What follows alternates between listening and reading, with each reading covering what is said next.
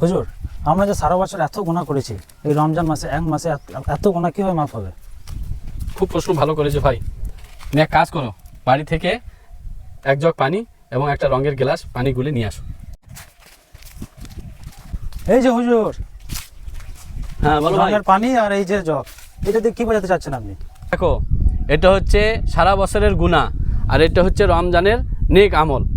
আমরা যখন রমজান মাসে নেক আমল করব, তো ঠিক আমাদের গুনাহটা এইভাবে ধুয়ে মুছে পরিষ্কার হয়ে যাবে। যখন আমরা রমজান মাসে রোজা রাখবো, তারাবি আদায় করব, এরপরে ইফতার করব, সেহরি করব, রাত জেগে তাহাজ্জুদ নামাজ আদায় করব, ইস্তেগফার বেশি বেশি পাঠ করব।